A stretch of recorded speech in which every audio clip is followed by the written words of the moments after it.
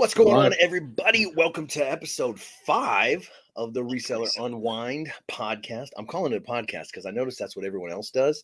And then also I learned that you can actually just save the audio file on StreamYard, and then I'll be sending that directly to Spotify. So we will have all of the past episodes plus this current one up on our soon-to-be Spotify, and I'm assuming Apple Music. But if this is your first time watching, I'm Chris, aka Flip the World, and my I'm co-host. AKA Mike. Jiggly Thrift. Sorry if I cut you off. I wasn't sure if you were going to do the intro or no worries. Take another bite. No, I'm thinking I got these nice empanadas. So while I'm eating them, Mike brought some topics to the show today. So it's not going to be just me yapping around. And yeah, if you're watching this on the replay, shame on you. Better catch the next one. But make sure you hit that thumbs up and make sure you subscribe to both of our YouTube channels and his TikTok and his Instagram and everything else that he has going on. Already got people in the chat. What's up, Devin? What's up, Eric? Lexkis Boutique, what's up? And Marcus, let's go. Glad you guys could jump in. So, man, you said you have 4 topics. Yeah. I'm stoked. Okay, so I guess I should start with something reselling first. Do you ever like delete listings and then do sell similar with Always. stuff? Every day. Really? Mm-hmm. No one has ever mentioned this to me. I'm thinking I just like cracked the code to eBay because I've been and no one ever mentioned this to me. I'm thinking I have this next big thing here. Everyone's I'm sorry, let's scratch that. No, dude, I've never done that before. What are you talking about? Oh, okay. Well, it's this great thing where you delete a listing that you already have up and then you just do sell similar. And yeah. You don't have to buy it's the same listing and it already has all the item specs and everything. And the pictures, yeah. And the pictures. Yeah. That's crazy. It seems so simple. Like I should have been doing it all along. Like I've had like 13 sales this weekend, which for me is a lot. So yeah. like I had 8 yesterday, 5 today. I think that's 13 or 12 or something. But yeah, I've had 13 so far. That's awesome. So yeah, now I sound that is something not only I was aware of, and now I feel bad because you didn't know. So I feel like it's something that I should have probably have explained or let known. Yeah, I've just been buying new inventory relentlessly, just paying no attention to anything I have listed. Just because I mean I'll go on and I'll like change prices every once in a while, but I never thought to get rid of the whole listing. Oh yeah. So here's the thing.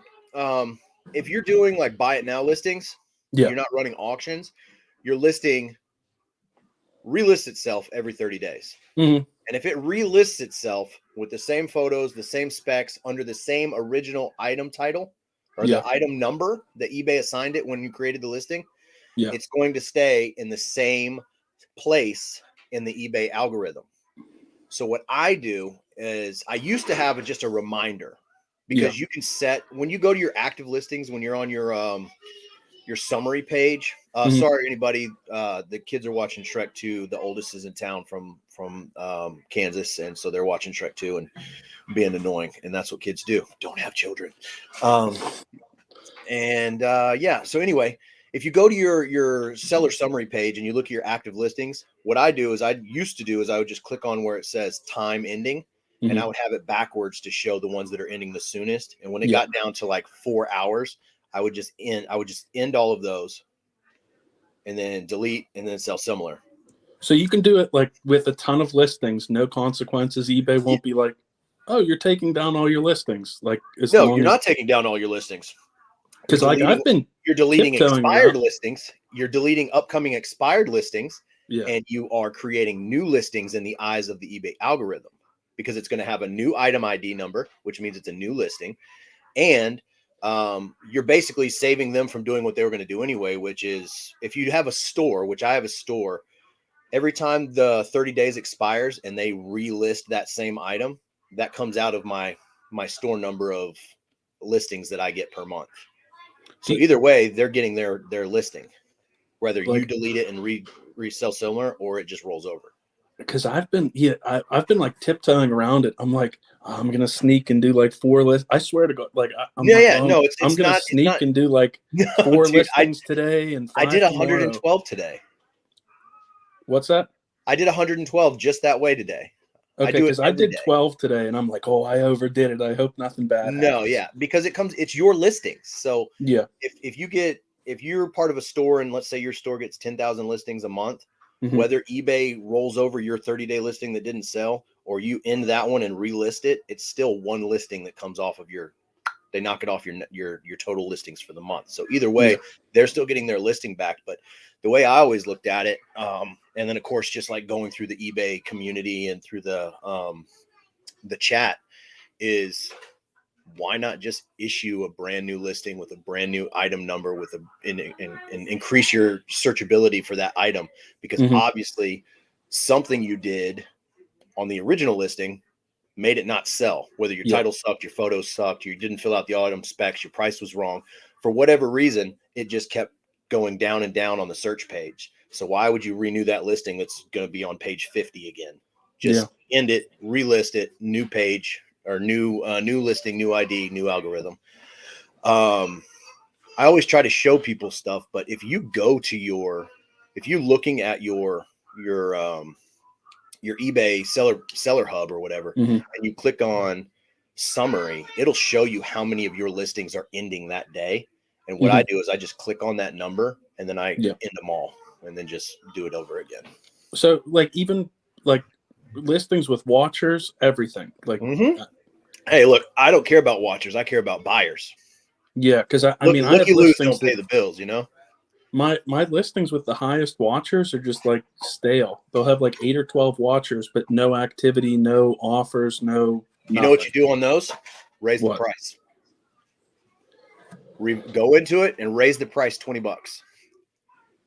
You'll either lose your watchers or somebody's going to message you and be like, "Hey, I've been watching this. The price just went up. What's going on?" You'd be like, "The price just went up." Buy it. Yeah, I do it all the time. Sorry, I was going to take another bite, and then I was like, you know what? There's a lot of people in the chat. So, and I'm talking about stuff that everyone already knows. No. What's up, Keith? What's up, Vintage Viking? Yeah. So I just do it every day, following what my summary says. It lets me know how many of my listings are going to be ending that day and renewing, and I just do it myself to get that new algorithm, that new item number. The other thing is, and I know Daily Refinement's touched on this, and I think Harry Tornado did the video first, and then Chris did his version of a Harry Tornado video. But after like 6 months of your listing, letting eBay roll your listing over and over, it just deletes it. And then you have no clue that item is no longer listed unless you're going through your inventory and being like, hey, let me pull this box and make sure everything in this box is actually listed on eBay. And then you're going to find, holy crap, I have like 100 items that I have in inventory that aren't listed anymore. I know I did the listing. Where did it go? After like 6 months, eBay just deletes it. So that's why I started doing the everyday check.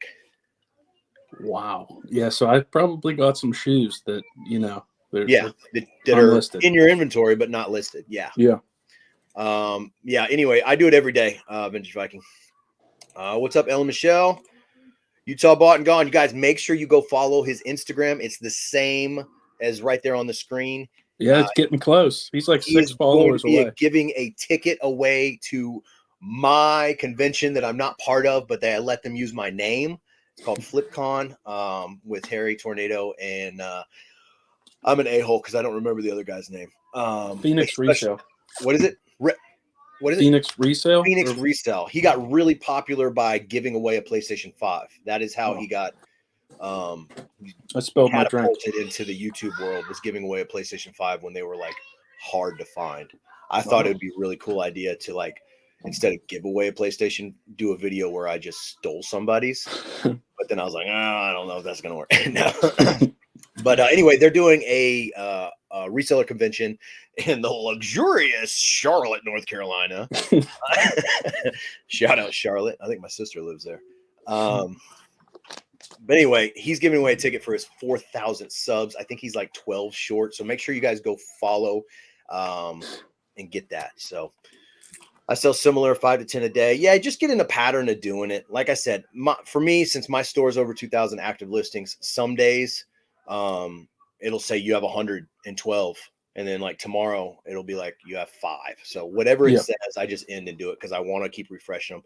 I'd rather keep control of my inventory that way than to have to go through my storage units, pull boxes, and be like, "Are you listed? Are you listed? Are you listed?" Stacy in the chat. Also, she's in the living room in case the kids get a little too loud. She can, because I'm not there to do it. Yeah, see, that's the thing. If you raise it $20 and then you can automatically send an offer to your watchers. You just send them the original price back. And then usually you can get it countered. I think I learned that from Dana. He used to do that a lot. And so I started doing it. Dude, I'm trying to go there, but here's my problem. And I don't want to be one of those guys because it just got announced. I don't want to be a complainer because I think it's awesome. I think the guests are going to be awesome. Not that I would like to sit in a room and listen to 8 resellers talk for like 5 hours because I have like crazy ADHD and I just can't do that. I'm going to have to take a million potty breaks just to like get away. But hanging out and like using it as a platform to like catapult what I'm trying to do on YouTube or, build your brand and networking. That's the word I'm looking for. That's what it's for. I definitely want to network and do that. But for like me and Stacy to go, obviously it would require like a babysitter or like going to my parents in South Carolina and be like, here, this is your baby for the next 2 days. And then tickets, hotel, and either flying or gas. It's like almost the equivalent of taking my whole family to Disney. So it's like, do I want to go to a reseller thing and meet a bunch of, Instagram and YouTube nerds that sell people's trash? Or do I want to go to Disney? I mean, I want to go. The only way I can go is if I win the ticket. So I signed up for the giveaway.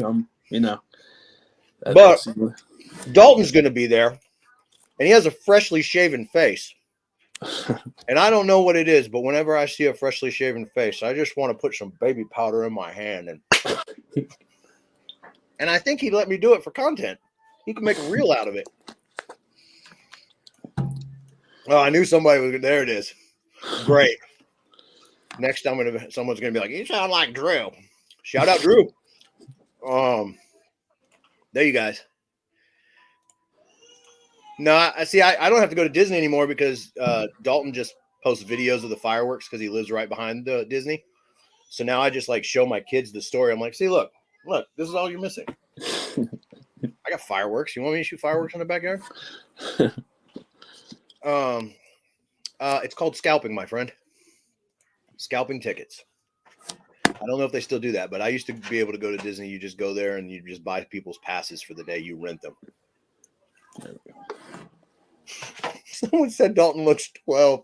I told him he looked like a toddler. You're being nice.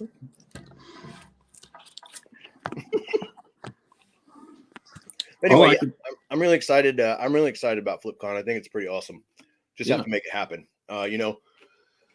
In my brain as a reseller, I'm just like, oh, well, okay, let's say I need $2,000 to make it happen. Not that that's the total cost, but let's just say, obviously I'm going to want to thrift. Probably why everybody's on the panel talking, because all the resellers will be in one spot. So all the thrift stores will be empty. I just have to sell, 100 pairs of $20 shoes between now and August or whatever. So that's the way my brain works. Like, I'm just going to create that as a goal and it just be separate from everything else I have going on. So I'm confused. Are you going or are you not? I can't answer that question because if I do go, I'm going to do something to where everybody in that place is like, holy shit, that has to be Flip the World. I'm going to show up with Ryan Roots in a headlock. I'm just kidding. Please. Don't start. Peace and love, bro. Peace and love. Oh, sorry, guys. So that palette picture I posted, I'm getting so many people DMing me about that, and I feel so bad. So that was the initial test palette that we purchased before we got our big order of 2,000 pairs. It's just because I'm having to rebuild the Instagram, I'm having to go through and use old photos. And I didn't want to like put a little caveat at the bottom and be like, P.S. this is from last October when we initially started. So I was just like, there's 3,000 people missing from our new Instagram. Mm-hmm. And most of the people that have started following us, I would say half of them weren't part of our original one. As weird as that sounds, I do have a pretty good memory of who was following, who wasn't. And so for those people, that's a new picture, a new experience, a new whatever. So I'm using a bunch of recycled stuff. So, sue me. But with what I just said, I'm probably going to get that one banned now anyway. I just sold a pair of Asics, so we got a sale. I'm not supposed to be working. This is an Unwind show. I was going to ask, how is that? Like, how do you like? I mean, I know obviously you don't like losing 3,000 followers, but how does it like feel fresh getting your new Instagram up and running? Like, I mean, that's a fresh start, So you're full time now. That's like your full time Instagram, I guess. Yeah, well, honestly, it is my Instagram. My other one's not coming back. I've accepted that. I've tried to log in. It's been well past the 30 days that I should have been, and it's just gone. So, it is what it is. And I don't, I just look at it as I'm starting over, and I know before I was like, I'm not starting over. It's going to be too hard, but I'm just doing what I was doing before that one got banned.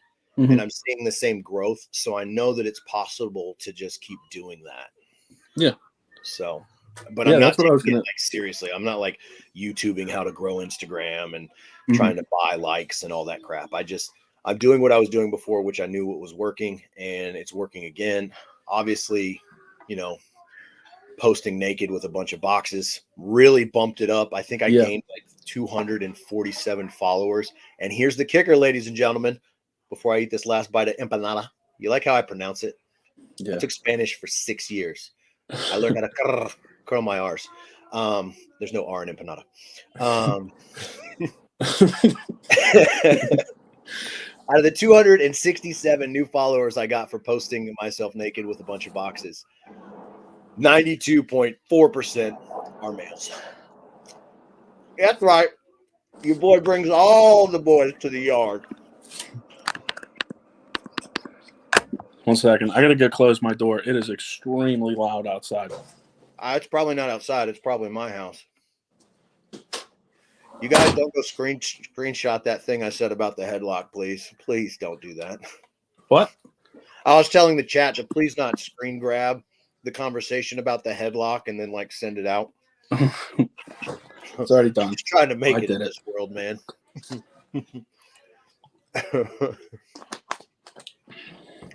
So you still have 3 more topics that you're going to bring up. I was going to bring one up because I actually nominated you. I don't know if you're going to get on the ballot. He hasn't given us any of the rules or anything, but WBK's second year doing the reseller March Madness is upon us.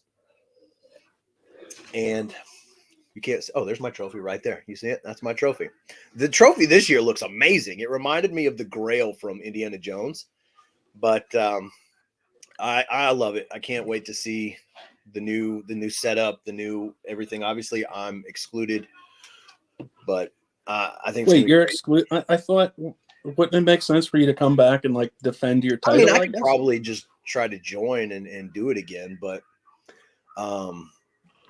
I don't know. I think I'm going to be, I think I might just do as a sideline cheerleader and like attach myself to who I think is going to win. And that way it's, that person, I can be Rocky and I'm like training somebody to, I don't know. I'm just excited. I had a blast doing it. I think it brings out the creative side. If you're a creative person, I was making funny little stories and reels and doing different characters and coming up with stuff. And I can't wait. As far as like Dalton is like, I saw he has some reels that got like almost 50,000 views on Instagram, which I know you're like a celebrity on TikTok, but it's a totally different thing though. It's on Instagram for him to have that kind of exposure is this kind of competition could be very good for someone like him if he got nominated or brought into it. Mm-hmm. Well, I mean, I think I'm thinking back, like, I think I followed you like right before the tournament started. And then, that's whenever I got to see like you for the first time, like, like red, white, and blue suspenders and like cowboy hats and stuff, like Oh man, I got all kinds of awesome hats. Let me tell you. Yeah, man. I I like all that stuff. I like just being a goofball. I don't know. Yeah, that was my introduction to you. Seeing you like a year favorite ago. classes in school was drama, but the drama that I took was just improv comedy. Like we didn't have. It wasn't like, hey guys, we're gonna do Hamlet. It was all like, hey, we're gonna get on stage and the teacher's gonna yell out random things and we have to just act on it. And I was like, dang, this is fun. And then I found out like Chris Farley and a lot of my favorite comedians, that's like how they got into it. And I was like, oh, okay, I love it. What's up, Dana? About time. No, I'm just kidding. I don't know what you're talking about, but nominate me. Dalton, see, Dalton is so new. Just so clean shaven, fresh out of the womb. I won that trophy as the 2021 WBK Reseller Tournament champion and a reseller competition on Instagram last year. He's doing it again this year. And yeah, I beat everybody. I beat your favorite reseller, whoever he is, or she, or they. Yeah, or you beat everyone. Beat everyone. You weren't even following me whenever that happened. Like I'm like your biggest fan, cheering you on, voting for you every week. You didn't even follow me back or anything. Man. Yeah, but anyway, people that are like you, like Dalton, like that are overly animated and like to create things like content, like funny stuff and little skits, and it's gonna be. I think that's where people like that shine, and people that are more quiet and like reserved, they don't last too long. Yes, everybody go watch Dalton's story so you can see the cosplay. He shaved his face so he could do a dress up as Captain America. Captain America doesn't have a beard? He did, but he didn't have the right Captain America outfit. Oh. He only had the one where he was clean shaven. But I sent him a picture. I was like, dude, he had a beard. And I told him that, kudos to him, but no matter what outfit or what character I'm going to be, it's going to be a bearded character. If I'm dressing up as a mermaid tomorrow, that mermaid's going to have a beard. It's 2022. You better accept it.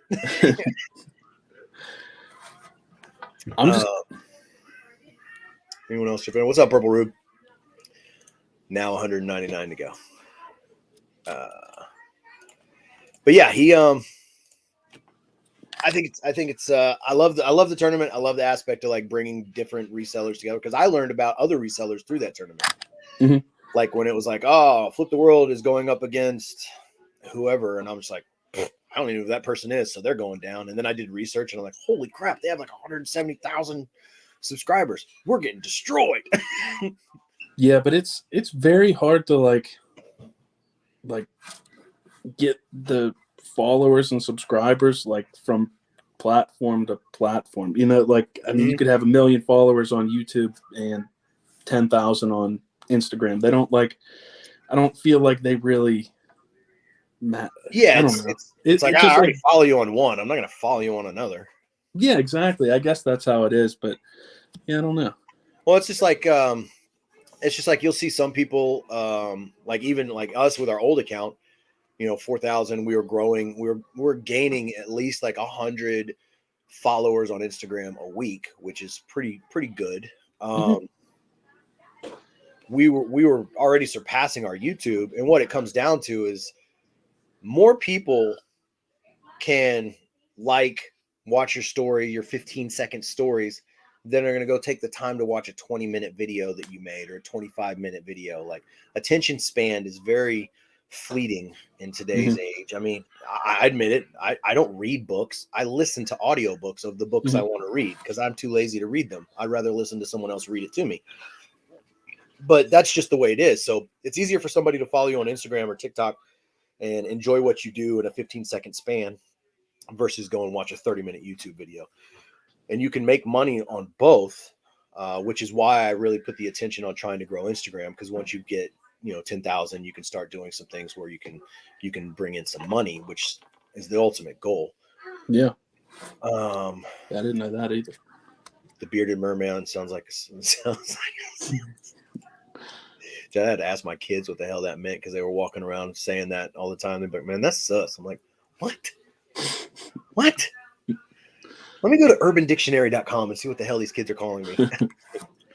Where do you go to follow this? Is there a play in the game? You can go to WB Knobloch. He's the creator. He's also a reseller. He's been in the game a long time. He's the one that runs the tournament and everything like that. What can you do at 2K to bring in money? Yeah, I was curious too. On Instagram, you can start doing like affiliate stuff with companies. You can have a store selling direct merch. That's like their threshold. Like YouTube is 1,000 subs and 4,000 watch hours or whatever. Hours. Yeah. Instagram has the same thing where you can start monetizing it. I can't remember what it's called. 10,000 on Instagram. I mean, that's tough. I mean, yeah, I know, but then you see people like Dalton. He did it. I'm just kidding. I don't know why I'm busting his balls so bad tonight. But yeah, there is something. I'd have to go through all their little terms and conditions. That's why I was so upset when mine got deactivated or whatever. But there's a thing that you can. I'm probably faster to Google it, but yes, and you get paid like for views and stuff too. I think it has done like for your IG lives and stuff that you do. Like I know Renzi now and then make money off of Instagram. Wow. And that's the goal. Like if you're investing any time in something, you want to make some money off of it. Except for you, who just does it for the fun and love of the community. I mean, TikTok. Yeah, because you could already be making money. Yeah. Oh, plus you get the swipe up, which allows you to like direct, like, oh, they got rid of I knew that. Dana, they got rid of the swipe up. Now everybody just has the option to drop a link. Yeah. If the kids are yelling, let me know and I'll just. I'm not, my dude. I'm not. You don't know. I'll hit you up. You're missing out on money, Dalton. What other things you got?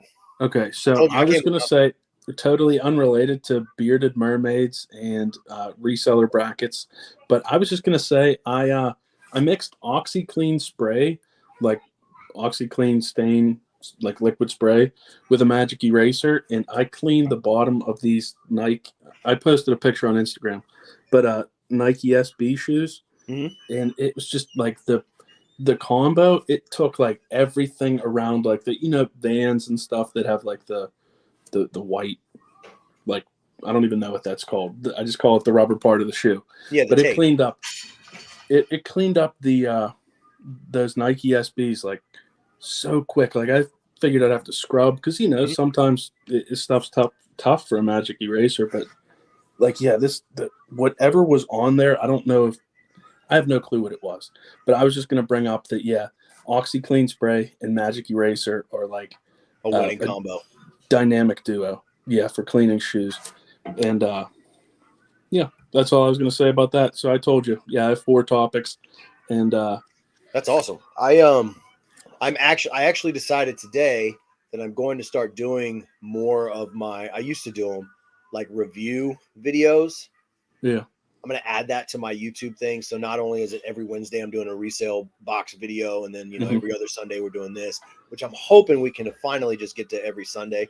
But once our schedules line up or, we can, I don't want to say execute the other Sunday shows because I like all those guys. But I think stability is what keeps people coming back. We got 30 right now, which is probably the most we've ever had, Yeah. So thank you to all you that are here.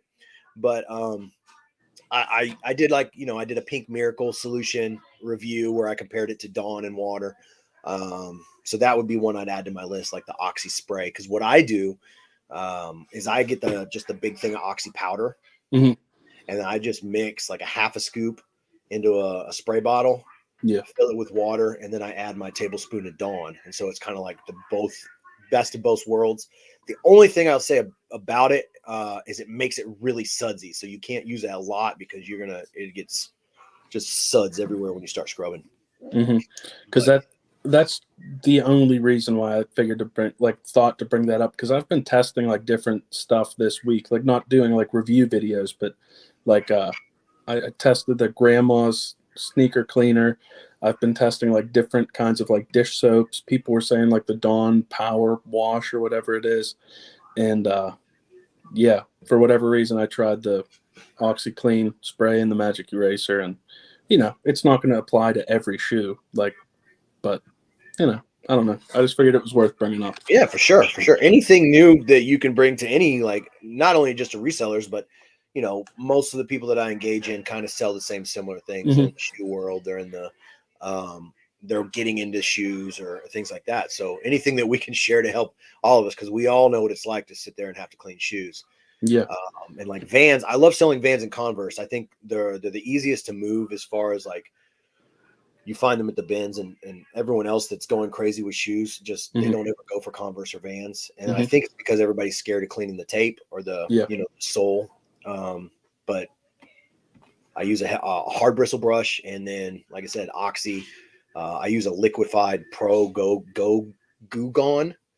It comes in like a WD-40 can. It's not the spray that looks like a gel. It's literally like you don't want to get it on any other part of the shoe.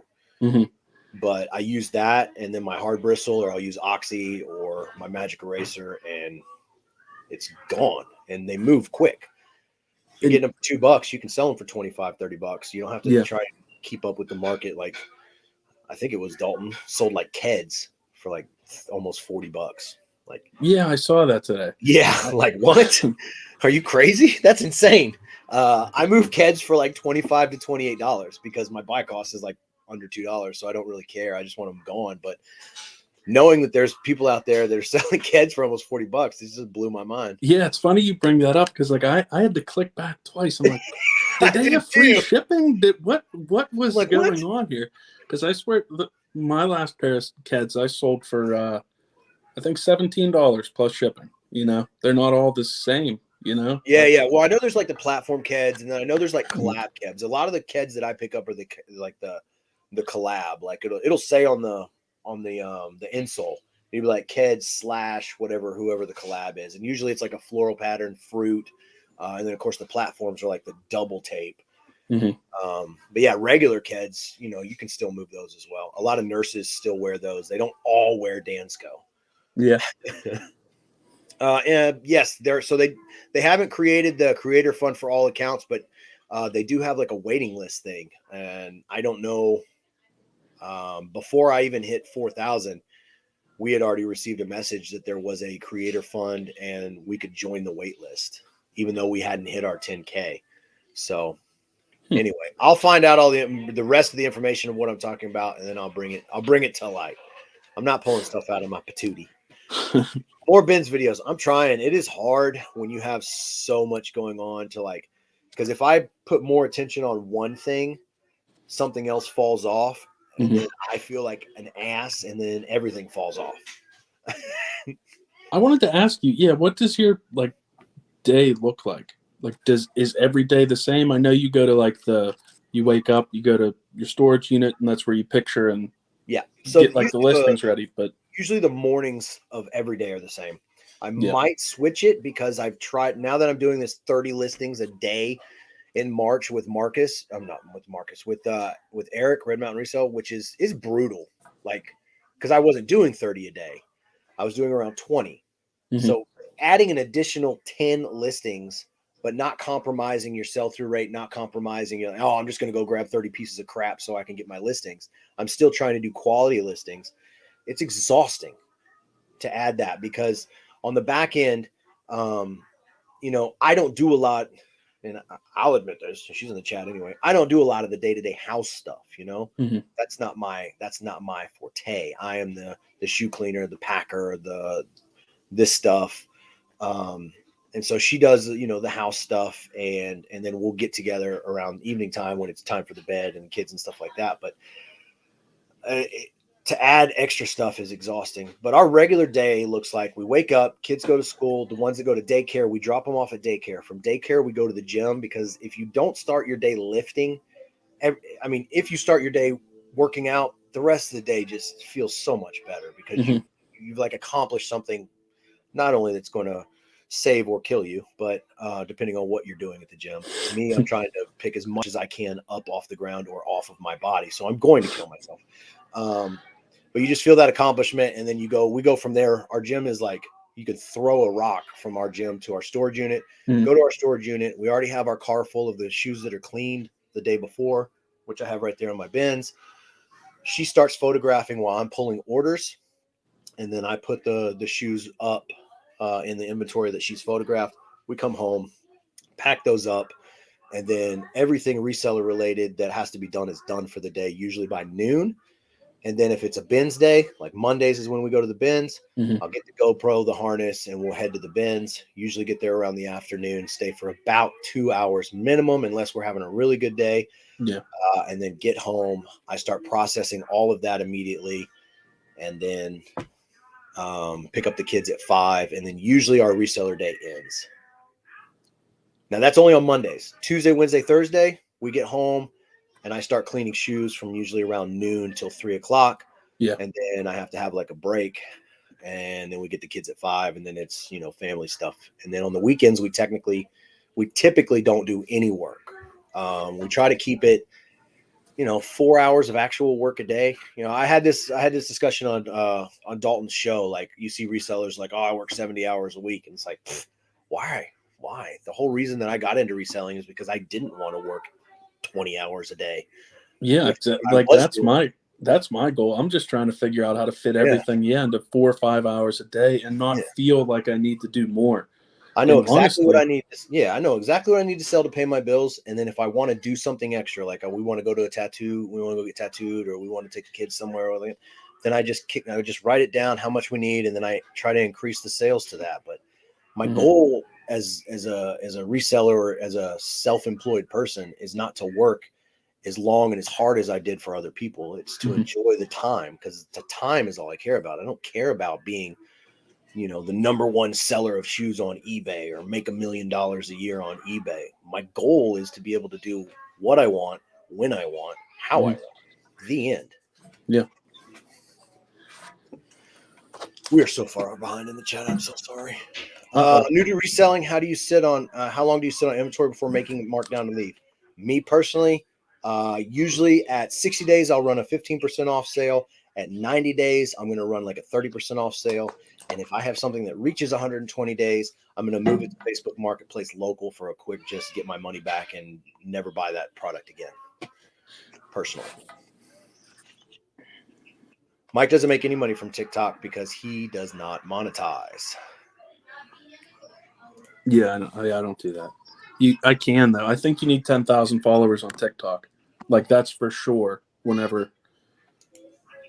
Came for the beard, stay for the infomercials. Corny package picks. Oh, I got a lot of corny package picks ideas now that's my new hashtag. Dalton and I have been in discussion about what it would take for him to get it back, and currently at a standstill. But our attorneys are working it out, and I think we can come to a agreement eventually. But for right now, that is my hashtag. Make sure you guys use it tomorrow. Your weekend sales. You're just claiming the hashtag. I like it. No, he did a video and he said Chris stole my hashtag, so he legally gave it to me, and I have it on film. How are international sales for used shoes? Honestly, for us, we don't really get a lot of international sales for used shoes. Usually it's new shoes, and usually it's the same 3 brands: Lacoste, Calvin Klein, and Tommy Hilfiger.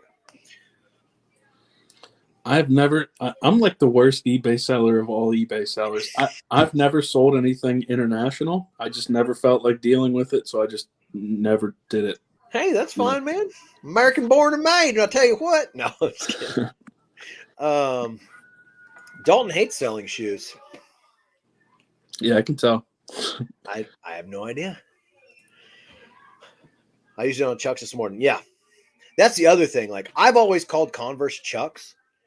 And so, like, when I'm like, oh, I sold a pair of Chucks, they're like, what the hell are those? Is that a new brand? I'm like, oh, I'm sorry. Converse All-Stars. Staff killing market. Yeah, that's crazy. 40 plus shipping for some freaking Keds. Yeah, that's what I couldn't believe it. I saw plus shipping. I'm like, $9.99 shipping too? Yeah. Do you wash your bins clothing before listing? The Goodwill smell is strong. Yes. Always wash everything. I use Purcell because it doesn't have like a fragrance and it has the oxy stuff in it, so it'll like clean all the crazy stains out if I don't have to give it an oxy bath. The only thing I'm particular about is certain vintage shirts. If they're like 70s or older, I'm going to list them as is because I don't want the print or something to happen. And I just put that in the description. I'm like, shirt is coming directly as is, has not been washed. You know, I want them to be the one to ruin it so they can't return it. That's what, before you go any further in the chat, I just wanted to ask real quick.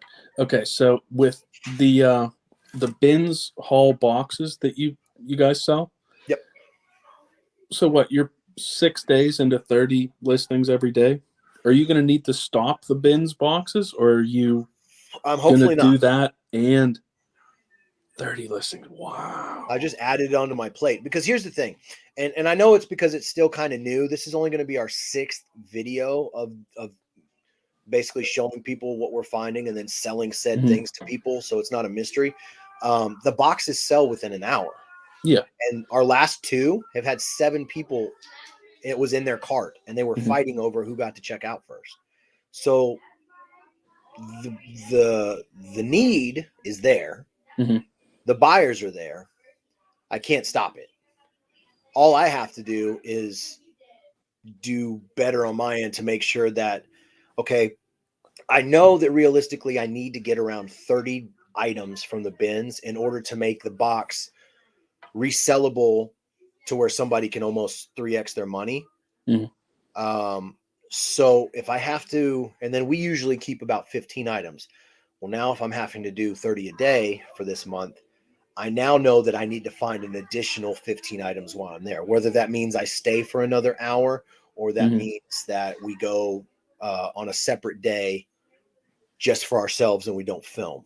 Yeah. But typically we only source 2 times a week. But yes, I'm trying to do both. If it becomes a problem, obviously I'm going to have to make a business decision and see where the money is. Obviously, the money is going to probably be in doing the listings on our personal eBay and growing that more.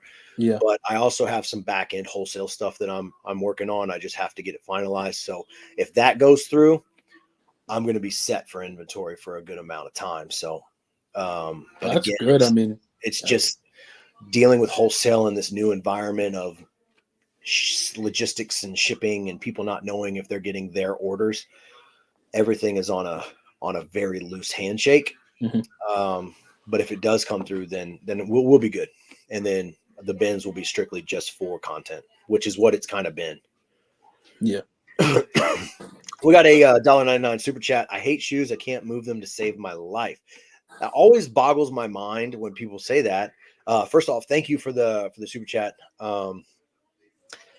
Because everybody has feet. Even people that only have 1 foot have feet, and they need shoes on those feet. It's like a recession-proof thing. Like everyone needs shoes, no matter what. You know, COVID happened. People still need shoes. You're not going to buy a Rolex or a Mercedes, but you're still going to buy a pair of shoes. It's just, I don't know. But just like Dana, he can't find shoes at his thrift stores that aren't $40 or higher. It's just terrible. One thing I have to say with shoes is, like, it got me big time in the beginning. You know, you go, because I'm the same way as you guys. Like, I'll try to go sourcing 2-3 times tops a week. Like, I'm not going every day. I'm not one of those people that's like, I'm so addicted to the thrift store. You know, like I just go thrifting. It's part of my job now. I enjoy myself, but I have to say, like with shoes, I used to be like, oh, this is my last sourcing trip of the week. So if it says Nike or Adidas, it's going in the cart, you know, like, and there are shoes that, there's just no sold listings, you know, there could be 708 pairs listed, just no sold listings. I don't know like how or why those shoes were made, but no one wants them. It's crazy because it's like not all Nike Flex Experience sell. Mm-hmm. But you could find them all the time. And you're like, oh, hell yeah, $6.99 for a pair of Nikes. You're like, oh, wait, there's 2 sold and 700 listed. I'm not picking that shoe up. Even though it's great, it looks great. I could probably move it on Facebook for at least $15 and like triple my money, but I'm just going to leave it because, again, just like with almost anything, numbers don't lie. And as long as you stick to what you've created, you're going to leave that shoe because there's only 2 solds. I wash all bins closed. Yeah. So when I first got into like reselling, whenever I'd walk into a Goodwill or the bins, that smell like became like, I don't know, like pump me up. It's like an energy drink. It's like a Red Bull straight to the dome. Like I was like, I smell money. Yeah. So I love it. Good stink. People are always like, oh man. And I'm like, no, I love that smell. I get worried if I walk into a thrift store and it doesn't smell. I'm just like, nah, I'm not going to find anything here. This is too bougie for me. What is this, Plato's Closet? I don't mind smells. I'm weird with touch. Like the first time I ever went to the Goodwill bins, stuck my hand in, grabbed an action figure that was so sticky I could barely get it off my hand. And I just kind of walked around the store like this, like I didn't want to like put my hand anywhere. I just quit using it until I got home and washed it. Yeah, mine isn't smell, and what's crazy is I've dealt with horrible things, dead bodies, dead animals, all kinds of stuff. I've pulled a 26-pound bloated dead possum out of somebody's attic. It was in a crawl space like this. It was in like the corner of their house in the attic joust, and the space is like this. And it crawled in there and it couldn't figure out how to get back out. And so it just died and it swelled up. And so I couldn't get it back out. And so basically what had to happen? You have to get it out in pieces. No, we had to puncture it to deflate it. And then I just pulled it out and skinned it using the wood. And I was fine. I was totally fine. Like, it's disgusting, but that's circle of life, man. Hakuna Matata. We're all going to be bloated one day, and I'm hoping somebody's going to squish me out of something. I'm already bloated right now. I know. I'm feeling a little bloated myself. But our youngest just sat up the other night, and she just started projectile vomiting. And she still sleeps in our bed. And I lost it. I couldn't handle it. I was just like in the bathroom immediately, like, while Stacy's like, it's okay. And she's throwing up all over her shoulder. She's like, it's fine. This is okay. Wow. And I'm like, this is not okay. Burn that bed. Dead possum, no problem. A little bit of puke, I'm out. And then, of course, like 2 hours later, another kid threw up. And I was like, oh, God, we have a bug in the house. Oh, yeah. Everything, because it's just going to go through all of them. And then the next day, kid number 3. And then we capped it at that. So far, I'm not good with vomit. I don't know. Anything else? I mean, I could literally just, I'm only going to say this because I'm watching Ozark right now. I could literally have someone get their head blown off right next to me and their brain matter be all over my face. And I'll just be like, no problem. But if I see someone puke, it's over. What is Ozark? It is an amazing show created by someone who's supposed to be a comedian, Jason Bateman. It's on Netflix. If you haven't, season 4 is currently going right now, but very good show. Okay. I just watched all of Dexter. Me and my girlfriend just watched all of Dexter. I need to start Dexter because I thought You was going to suck, and I got really into You. And then by the end of it, I was like, damn, Stacy, this is you and me. Like, I'm pretty sure you're going to kill me one day, but I'm trying to be one step ahead of you and kill you first. I just spoiled You if you haven't seen it. Sorry, guys. I've seen some of it. Okay. But I wanted to ask, that's another one of my topics was, so me and my girlfriend just watched all of Dexter. We watched the new Dexter, all 8 seasons or whatever of the old Dexter. And then we quit watching that, like it was all over. And then she's like, I need something new to watch. And she just started watching like UFC on YouTube. Like, she is just watching the most violent stuff all of a sudden. Should I be concerned? You're a dead man walking. You better check her search history. She's learning how to do stuff that you don't even want to know. I'm gonna wake up like just in a chokehold tonight, I guess. Yeah. She's all like, "You gonna tap, you little bitch?" You're like, I couldn't believe it. I came out of the bedroom today, and she's watching 25 like knockout highlights or the most brutal knockouts. It's usually always in this area. This is the knockout area. If you've never been in a fight, from here to here, there's a nerve that runs right here, and if you just a little bit, they're out. Get it, Riley. Yeah, so we finished. Well, we're not finished with Ozark. We just started season 4 because she hadn't seen it. I've watched all 3 seasons, and then she was like, "Why'd you never watch this with me?" I'm like, "I don't know. I didn't think you'd like it." So we started it over. So now she's finally caught up. And then we saw the new Batman. How was it? It's good. It's long. It's 3 hours. Which for me is, I did a lot of leg shaking in there because I don't have that. And I just can't. I was like, man, they should have a stand-up section for people that twitch a lot. Yeah. I get way too uncomfortable. I'll sit up real tall in my seat and just start huffing and puffing like it's an inconvenience that the movie is still going. We squatted like 2 hours before the movie. So I was already like, my back was bothering me already. And I'm just like still sweating from the gym because the pre-workout's still in the system. And I'm just like, why are we here? Like, oh. And then I was like, oh, that's not Christian Bale. That's that dude that was a vampire. This is stupid. But it was good. Not my favorite Batman. Michael Keaton will always be my Batman. Christian Bale's number 2. I think the Batman trilogy with Christian Bale is probably going to be the best one that'll be done ever. Yeah. But as far as like being a kid and starting with Michael Keaton and then having the Penguin and Danny DeVito and the Terminators, Mr. Freeze, and Jim Carrey as the Riddler, like all those actors I love. So for them all to be that's more my realm. There you go. Dana decided to take a 4-day weekend in San Diego and booked an Airbnb and left. There you go. That's why you're a reseller. Yeah. Trying to catch up to this chat. For new resellers, do you suggest a new eBay account or an older existing one that has some positive feedback? If you have one with positive stuff, I would use that one. GSP International is the best way. That's what I use, but Dalton says that global is not the best. I don't understand either one of them. I just always have it on GSP. Chucks is for us vintage people. Yes, I've started. Holy crap, $24.99. This fool is trying to buy back his hashtag.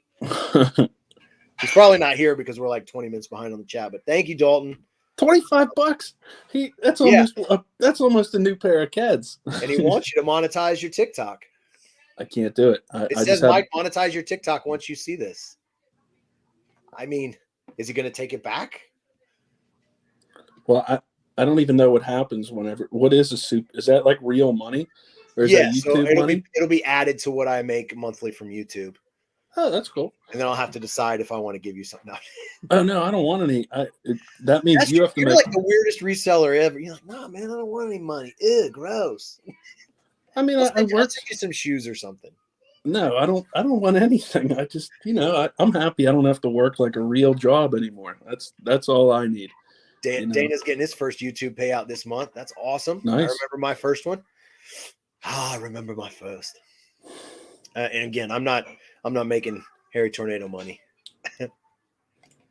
Just sold a pair of Crocs. That's another one. Like if you find Crocs at the bins, just get them. Crocs sell immediately. You're not going to get a ton of money, but they sell immediately. Yeah. I always think back like my little brother and like my niece and nephew and stuff, like how hard it was like watching them get their shoes put on before they had like complete control. So I always buy the little tiny Crocs, like the little like baby kids, because even if the bottoms are completely bald, they sell for $10-$12 and you're paying pennies for them at the bins. You kind of started the whole like don't sleep on kids shoes movement, in my opinion, with one of your I call it a reel because I saw it on Instagram because I'm not on TikTok, but I know you did it on TikTok and then moved it to Instagram. But you had done one on some Kobe's, I think they were, that you had sold. Yeah, $140 I sold. Yeah, and the reason that you shouldn't sleep on kids' shoes is because children grow out of shoes faster than adults. Mm-hmm. Once you get an adult, your foot's not going to change much unless you have some kind of disfigurement or you're one of those weird people that continues to grow forever, which does happen until you reach that age where all of a sudden, like, you wake up one morning and, like, my dad looks, I hope he's watching. Dad, you got shorter. I don't know what the hell happened.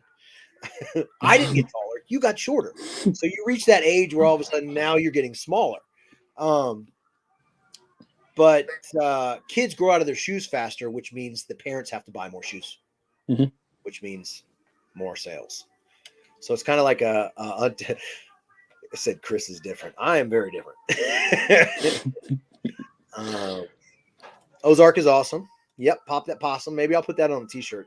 It's disgusting. Pop the possum. Thank you, Doc Diggle, for joining. Ozark Dexter 1010. There we go. Dexter, awesome. See, international first class gets him sales. See, that's the thing. Like, there's always people. Oh God, Dana, don't be stealing clips from me. You're gonna get me in trouble. I've already said too much. I'm like the reseller that people just want to follow just because they want to catch me saying something. They're like, oh, he said it. Sorry, guys. I swallowed a beard hair. See?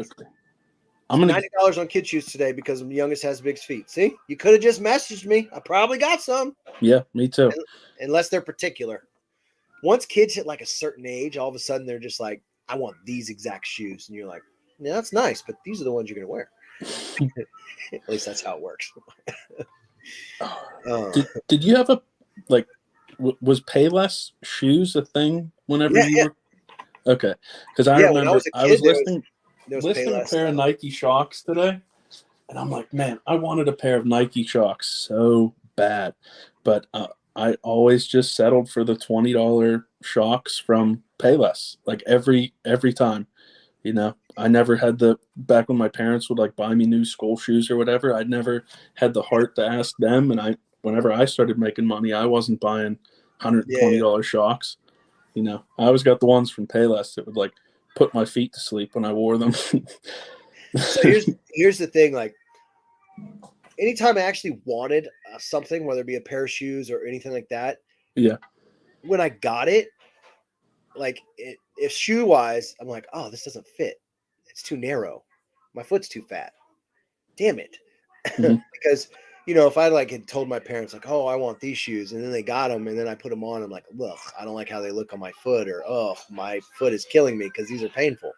Yeah, I wasn't going to say anything because they bought them for me, but yeah, like, so Shox, like, I think everybody wanted Shox when they first came out, but then I was like, oh wait, I'm going to pop these things. Just like, that's why I never got Air Max. I was like, I'm going to pop those little bubbles because I'm too fat for shoes that have little cushions.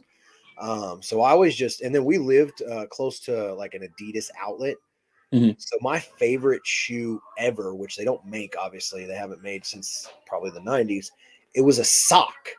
You could buy different colored socks, and then you just put the sock on in the Adidas shoe. And so I would have the same shoe. I would just buy the same shoe and buy different color socks. So every time I wore them, they looked like a new pair of shoes. I had green ones, I had purple ones, I had black socks, I had white socks, I had gray socks. It was just like you put on the sock first, or the little booty, and then you'd put the booty in the shoe. And you could like see the color from the outside? Yeah. That's amazing. So it's like, dang, Chris, you got like 8 pairs of shoes. It's like, hey, man, you know, I'm just flossing, just living my best life up here in Mills River, North Carolina. I was also the only 12-year-old that had to wear trash bags and run around the football field because I was too fat to make the weight for the team.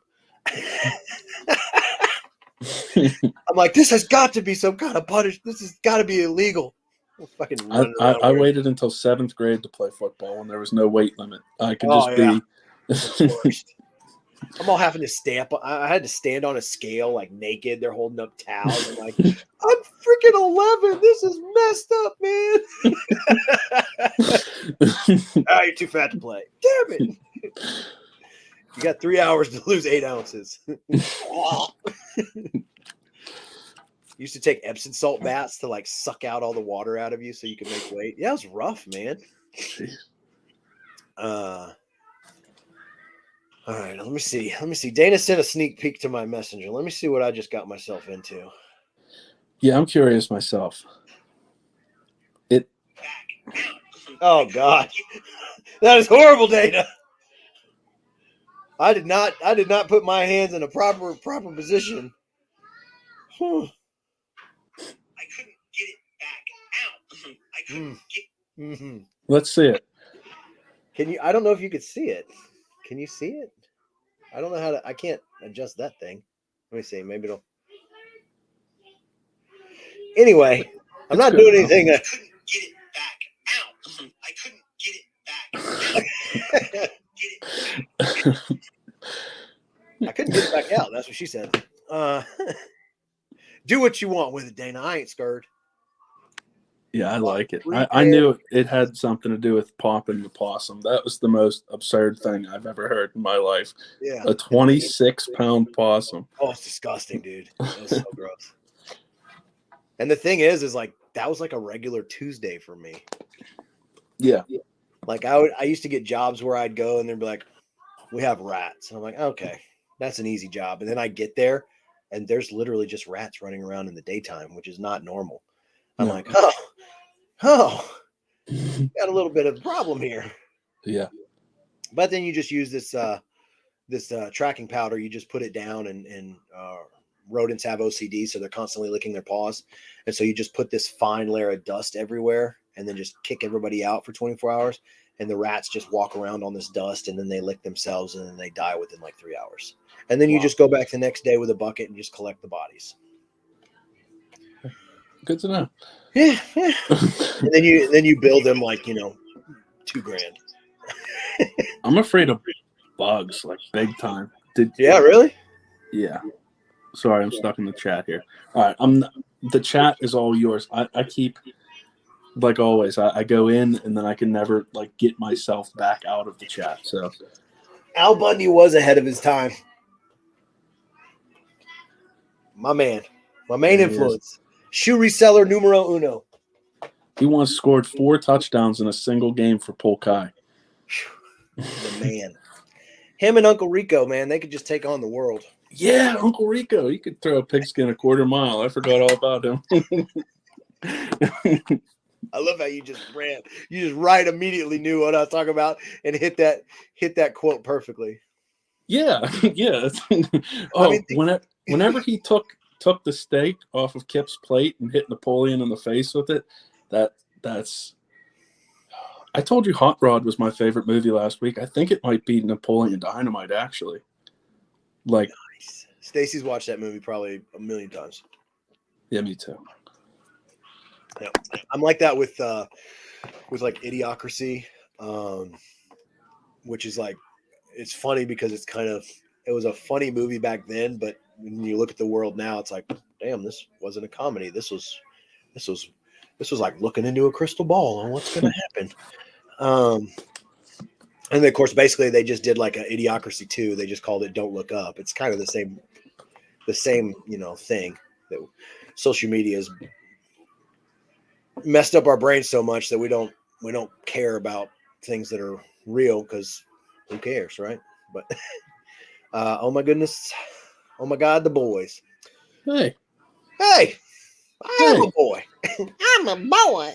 I didn't know who it was at first. I just saw TC. Yeah, no, I had to get real close. Like, what was that say? College reseller is unable to grow facial hair. He's only 20 years old. Oh my goodness. I had a beard when I was 13. You've got so much time under your belt, my friend. Mm-hmm. Just start doing this every day. Just push those follicles out, my friend. You'll get there.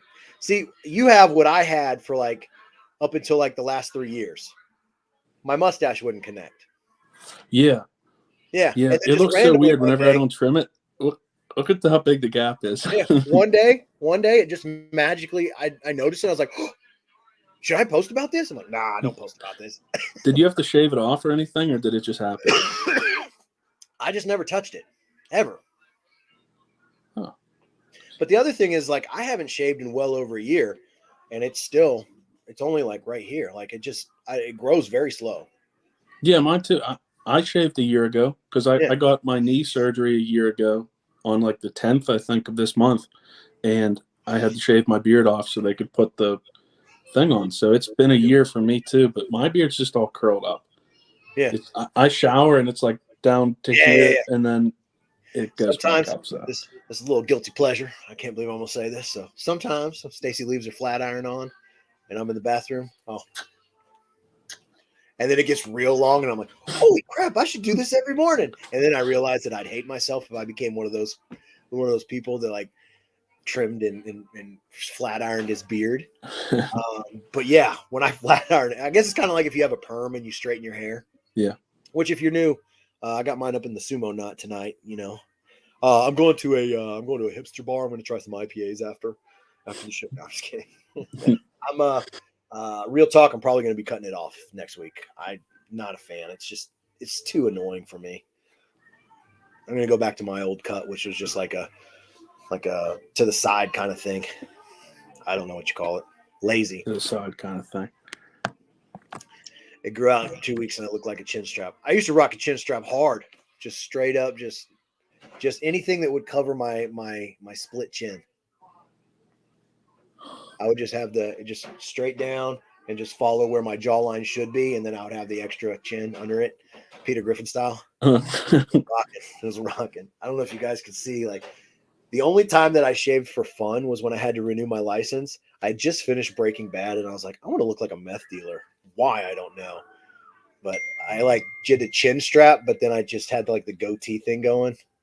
I don't know if you guys can pick up. How long is your license good for in Texas? 22 years. That doesn't even look like you.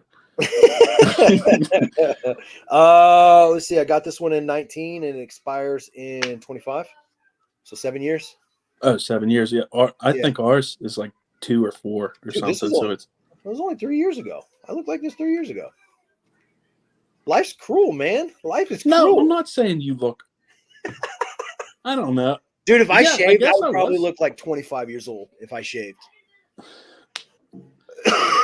And I turn 39 next Saturday. Well, you don't look 39. Like, I'm not trying to like. I mean, if I lift it up, if I lift the undercurtain up, it's pretty gray. But yeah, like that. No, a couple gray hairs doesn't make you 39. Like, I've seen some 39-year-old looking people, like, and you don't look 39. Yeah, but usually they're on poles and they got stretch marks and no, I'm just kidding. that's so messed up. Again, I've been watching Ozark, people. Bear with me. Yeah, in Texas, if you're new online, it's the same photo. I skipped my renewal, so I had to actually go in, which I would rather have my freaking a limb amputated than go to the DPS. It was the worst. It's like waiting in line to check out at the bins. It was the longest line ever. I'm like, I'm here for a photo. Mm-hmm. And I looked like a meth dealer. So I'm like, I'm here for a photo. I have things to do. My trunk is full right now. I'm not trying to like ruin the reseller unwind talk, but I wanted to ask about like just a reselling question real quick. So you said you kind of, you and Stacy kind of have like the same schedule every week. Do you ever have like having like a set schedule for every single day? Do you ever have like days or weeks where sales are super slow compared to, or super like super crazy sales compared to like the week before? Or is it just like consistent week after week? Like, because you're listing the same. We've built up a consistency. Right now we average 9 sales a day. Yeah. That's the minimum. Sometimes it's 12. The weekend is where we usually run. I usually run a weekend sale every weekend. So that's why Monday's motivation post or whatever that I do every Monday is always like the full car, because we run a sale. We try to move old or inventory. And that's when I really start. I let my offers build up during the week if I can. Sometimes my brain gets to me and I just have to start sending them. But I usually let them build up. And then on Friday, I'll just start launching out offers. And so that really pumps the sales up. But yeah, consistently 9. And that's just by slowly building up your inventory by doing the same thing. It's all repetition, man. I try to tell people reselling is like working out, is like riding a bike, is like any other job that you used to do. It's just repetition. And once you get a good repetition, you start seeing the fruits of your labor and reselling. What you do today will pay off in the next week, next month, so as long as you're consistent. But no, I'm very in touch with my not my feelings at all. I'm like a robot when it comes to that, but my mood. And if I wake up and my brain is just saying, I want to watch this whole world burn, it's not going to be a productive day. So we kind of just gauge everything off, honestly, probably off of me. Like if I wake up and I'm just like, everything needs to die, we're still going to go through the motions. Yeah. But probably not going to get my 30 done. Probably not going to get my, what needs to get done. And that's on me. It's something I do try to work on. But yeah, just being consistent is what works for us. But we do have things like we try to get, like, we knew we were going to go see Batman. We knew the movie was 3 hours long. So we knew cleaning's probably not going to get done that day. So the day before, she sat down with me and we knocked out 2 days worth of cleaning so we could go do that. And so that's kind of what we do. Like, hey, we got a tattoo appointment coming up next month. Actually, on the 17th, I have a tattoo appointment. So I know that I'm not going to be doing anything that day. So on the 16th, the 15th, the 14th, we're going to sprinkle in what needs to get done so that the 17th we can be off. But again, it just comes down to what you want to do, and as self-employed, make your own time and figure out what's going to work from you. But consistently listing every day is what's generated us consistent sales. My go-to, like, other than Renzi now, my other go-to person that I look for, because they have a nice analytical thing, which I have their little formula right here, is Little Elm Goods. Like, they consistently listed 30 a day every day for like 220 days. And now they average 19 sales every day because they did that for so many days before. So that's hoping what I get out of this 30 a day in March is I will see the benefits in April. I'll see the benefits in May. And then we'll see if I can continue to stay at 30 or if I drop down to 25 or go back to 20. But I like, so it's not complicated. It's like, just take your solds for 90 days and divide it by 90 days. And that's going to be your sell-through rate, which gives you how many you're selling, your average for sales a day. And then if, let's say that number's 10 and you want to get 15 sales a day, then all you have to do is figure out how many listings you need to add to generate the 15 sales. And then just make sure you do that many listings. Long-winded answer, but that's what we do. Well, no, I mean, I wanted to know because I honestly feel like not like a new lease on life, but like a new chance with like reselling, since it sounds like probably ridiculous, but like with the deleting listings and putting up new listings, like I feel like I'm starting over, reselling. Like, this is my first like week of being full-time again. Like you've had a 1/4 inch wrench and now you just got yourself 3/8. You're just adding a new tool to your toolbox. Yeah, because I mean it supplements like everything I'm trying to list. Because like, you can list 5 new items a day, and then you can list like 5 old items, like relist 5. And you're putting up 10 listings technically in the eyes of eBay. New listings. That's the key. They're all going to have new item numbers, and that's really all that matters with eBay. Is the item numbers new, which means it's brand new in the algorithm, which means it's going to be higher on your search engine. And hopefully, whatever you did wrong the first time you listed it, you've corrected that, whether it be price, whether it be changing your main photo, tweaking your title keyword, anything like that. They have a new bulk upload tool that really, it's in beta right now. I don't know. We're in the beta program for it, but when you go to bulk, I don't know if you use bulk or if you do everything on your phone. No, I do everything on my phone. Yeah. So when you get a computer, you'll be able to pull it up as bulk, and it'll have all your drafts or all your items that you're uploading. And then it'll now have a drop-down menu for each thing. handling time. You can just highlight all your listings and change all the handling time at once. It'll show you there's each listing, let's say for shoes, because that's what I know the best. Shoes, there's like 29 different item specs that you can fill out. It'll show you how many of those 29 per listing you have filled out. Obviously, the more you have, the better, the more, things you're attached to the algorithm. So like for ours, it'll be like you have 28 out of 29, 27 out of 29, 23 out of 29. I'm like, I need to look and see which ones I need to add. Boom, 501s. Let's go. It's supposed to be unwinding, but we are never going to turn down a good sale. Shout out.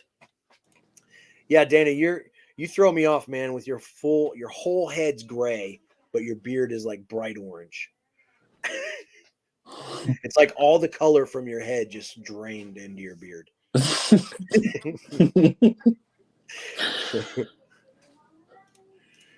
Yeah, bulk is, I'm telling you, dude, you think what you learned about the deleting and doing new, you get yourself a computer and get on there and see how the bulk feature is.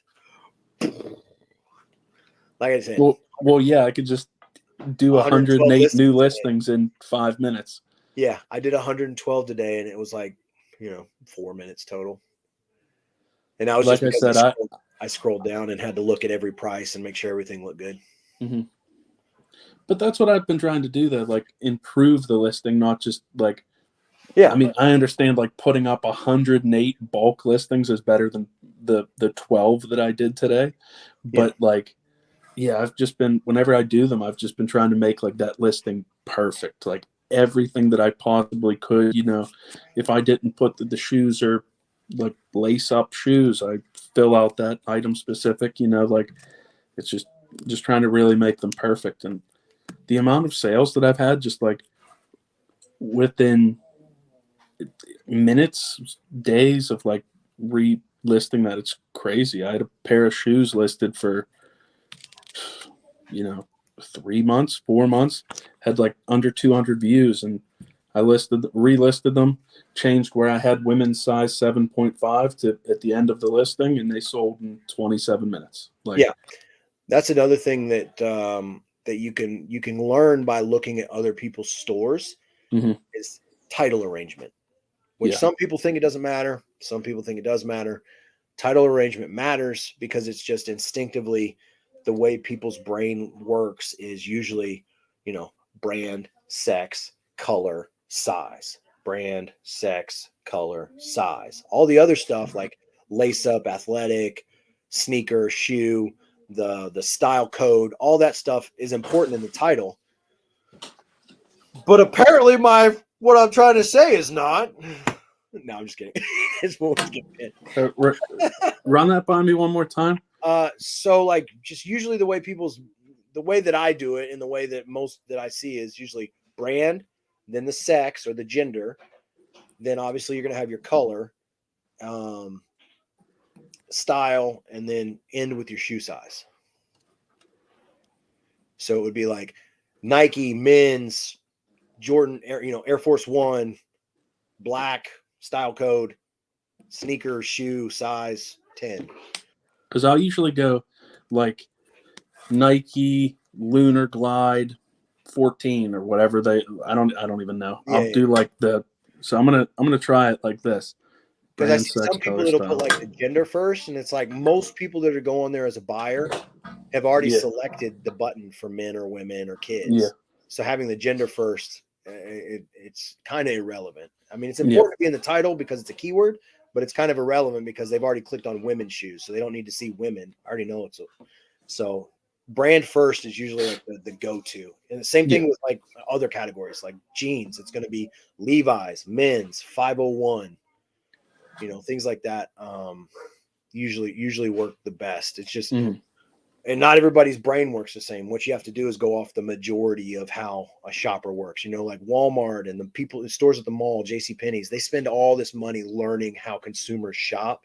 So you just kind of learn how consumers buy on whatever platform you sell on. Again, I'm not a cross lister. I think it's dumb.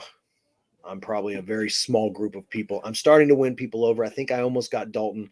Little Elms Goods is slowly jumping on my train.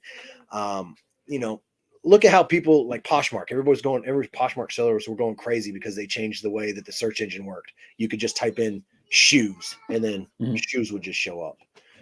Look at Facebook. Half the people don't even put what the hell the shoe is in the title. It just says Nike shoe. Oh, thanks. That helps me out a lot. Is that a running shoe? Is that a eBay is going to be the winner all the time, especially with all the new updates, everything they're doing. It's going to be the number one, and it already is probably number two. It already is, yeah. Yeah, it's number two behind Amazon. But as far as like used things, all the other platforms is just it's like toddler school. It's not what I consider what I want to do. So anyway. Well, how I was talking about like in the beginning, and like also even Drew, even sometimes now, I'll pick up something that doesn't have a tremendous sell-through rate, and that's whenever you start like people start blaming eBay, like, oh, I need the cross list because eBay has slowed down. Like meanwhile they're posting stuff, or I'm posting stuff that has like a terrible sell-through rate, and that's why it's not selling. Yeah, it's not that eBay's, you don't cross list because, oh, well, this doesn't sell well on eBay. Well, it doesn't sell well on eBay because it's junk and you shouldn't have bought it. But you just have to be honest with yourself. Like I buy crap all the time, and then I'm just like, hey, I'm not going to cross list a Posh because these don't sell well on eBay. I'm just not going to buy this crap again because I bought crap. But again, like I like numbers for whatever reason. 3 to 5% increase in sales by cross listing, when you could probably increase your sales 10 to 15% if you just concentrated on one platform. It's at the end of the year, really all you have to do is if you're a cross lister, just go for the entire year doing what you do. And at the end of the year, you just make a spreadsheet that has everything you cross listed and look where your money went. And just focus where you made most of your money. You're going to see more sales the next year. Plain and simple. If I sold weed, coke, meth, and Oxycontin, and at the end of the year I noticed that I made more money selling meth than I made selling Oxycontin, I'm not selling Oxycontin anymore. I'm going to sell more meth, and just kind of slowly whittle that out. But again, to each their own. I know people that crush it cross listing, and I'm just like, I don't know how you do it. Yeah, I mean, of course there's a million ways to make money. Yeah, exactly. I just feel like I think it was Daily Refinement today. Like I'm always hearing everyone talk about him, but I never like see his posts on Instagram. And today I saw one that was like, I think it was him. He said something about like listing 3 items on one platform has worked better for him than listing 1 item on 3 platforms. You're adding more work to your day by cross listing. Because now you have to control that 1 item in multiple platforms. Most people don't have the brain fortitude to stop what they're doing during their day when something sells and go delist it. And then they have multiple sales of the same thing. And then they've just created themselves a nice little web that is distracting them from what they need to be doing, which is listing more, sourcing more. So, and again, to each their own. I know people that do it flawlessly. Yeah. But for most people, and especially new resellers, these are the main people I'm talking to. Find one platform and be really good at it. Get really good at it. Like Barry Bonds was good at hitting. He wasn't very good in the field, but he was very good at hitting. His defense sucked, but his offense was great. Concentrated on his offense. Obviously, he helped himself on his offense, but he found out what his strength was and he capitalized on it. And that's what you have to do. If you got a good hook, you're going to concentrate on throwing that hook as much as you can because that's your knockout punch. So the same thing. Find out what you're good. I'm really good at eBay. I'm not good at the other ones. All the other ones gave me a hassle and all the extra work that came with cross-listing. Finding the item, delisting it, apologizing that I sold it somewhere else, canceling the order. All that crap just took away from my main focus. So I got rid of it, and now I can complain about other things. But it's crazy, like just with the reselling community, how there's such like waves of like what people like to do and what everyone does. I remember everyone was going crazy like with cross listing for a while, and people still might be. All right. So when you get into the web that is the reselling community, social networking, you'll learn that everything is a roller coaster. So it's like everybody's everybody's cross listing. Everybody's into whatnot. Yeah. Everybody's into just stay in your lane, man, and keep doing you. And then all this, everybody's into retail arbitrage. That was before all of it. Everybody's going to BrickSeek. Everybody's doing this. And then you realize what you like to do and what part of which reseller you are. And as long as you can be, again, it all comes down to being honest with yourself. Yeah. I hated retail arbitrage. I hated driving around to different Walmarts and Targets and then getting there and not finding anything. BrickSeek says you have 5. The manager's like, well, BrickSeek's wrong. You're like, I paid for BrickSeek. I know it's right. And it wasn't for me. So I gave it up. Yeah. You just got to be honest with yourself. What's up, Justin? Speaking of this retail guy. Arbitrage? Yeah. Excuse me. Empanadas is coming up, my friend. Wow. Justin has been single-handedly ruining children's Christmases, birthdays, and other pastimes for years with his retail arbitrage. He just makes the parents shop on Amazon instead. Yeah, I know. For selling them for twice as much. He is and pay a little more, yeah. He is the Dwight Schrute of reselling. My horn can pierce the sky. So good. Did 200K last year, only 7K on platforms other than eBay and Amazon. So see, yeah, forget those other platforms. 200K, 7K. Wow. HPD kicking your door down. Oh yeah. Oh, and yes, the bins are the worst. They're just the worst. I love them though. I wish they would. My old apartment before I was married, they kicked my neighbor's door in. I was like, oh God, please don't be my house. I didn't know what my roommate was into at the time, but I heard him on the loud horn. I'm like, open the door. And I'm like, are they knocking on my door? They're not knocking on my door. Just in case I'm not going to answer. I'm going to go hide under my bed. Yeah. Because that's what innocent I've been sleeping for hours. Yeah, that's what innocent people do. They go and hide under their bed. Nothing to see here. Yeah, so just block out the noise and lock in on what you're doing. That's all I try to tell people. Like, look, if you're able to handle cross listing and it's working for you, do it. Do it. Don't care about what this reseller's doing or this reseller or anything like that. But find what you like and just keep adding on to that. And of course, that's with anything in life, And you're doing the 30 a day with Eric, right? Yeah. And it's the worst. I hate it. But hey, like I told him, ain't no B in my blood, man. Nothing but thug. So he's doesn't Eric work like 60 hours a week? 30 a day, man. And I side messaged him and I was like, hey, bro, 30 a day ain't happening today. I got 13. Unless I like end listings and do it that way. But I'm trying to do new listings every day. So I'm only going to get probably like 17 today, which is what it is. I'm going to make it up, though. I'm going to still get it to where it averages out. But I've been consistent. I made it 5 days in a row, which is more than I thought it would. It is hard, dude. And I don't want to blame anybody. I didn't source this week. Like you said, we had kids come in, birthday parties. But I ordered 2 boxes from that Cozy Threads or whatever, the 20 pair boxes. Mm-hmm. I still haven't got them. It's been 13 days. I haven't got my boxes. I messaged them. I haven't heard anything. So I am going to be doing an unboxing video. So already, I can tell you right now, I ain't going to be getting no affiliate offers from them. I've never found anything at the Goodwill bins. That's because you are used to new in box, $3 or 3-cent video games, my friend. You're not going to find any of that at the bins.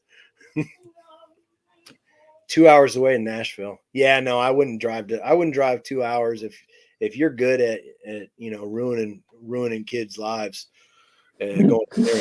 Just stick to that, man. Every time I see his name, it just says the Grinch accountant.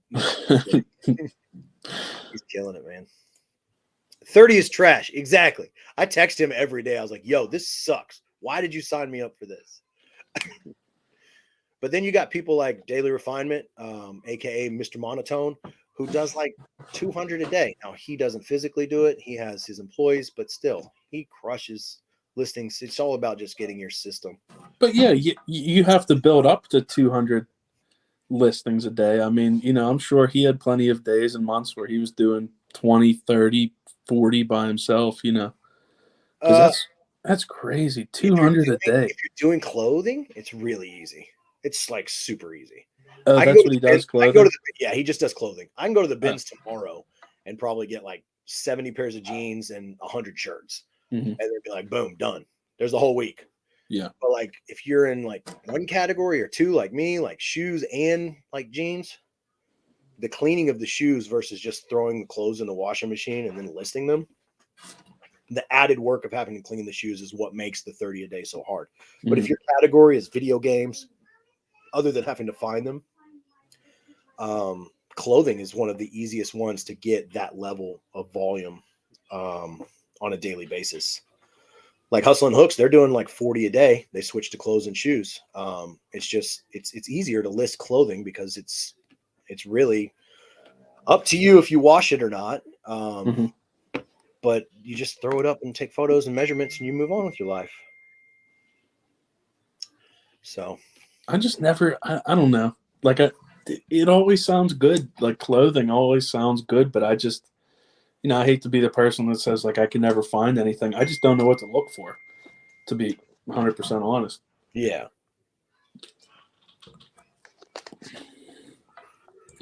But yeah, did you have 2 more or 1 more talking points?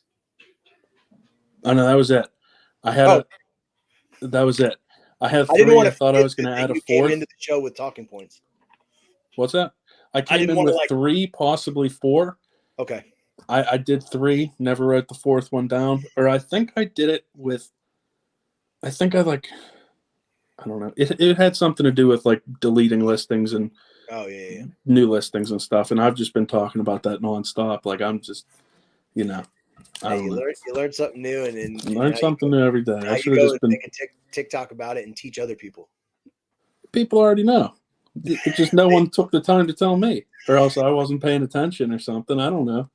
I probably wasn't paying attention. I'm the worst. Like I was looking. I probably have 13 messages on Instagram. Yeah, I probably have a few on TikTok. Like I'm the worst.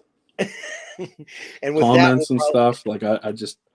And with that, we'll probably wrap it up because I got to get these kids to bed.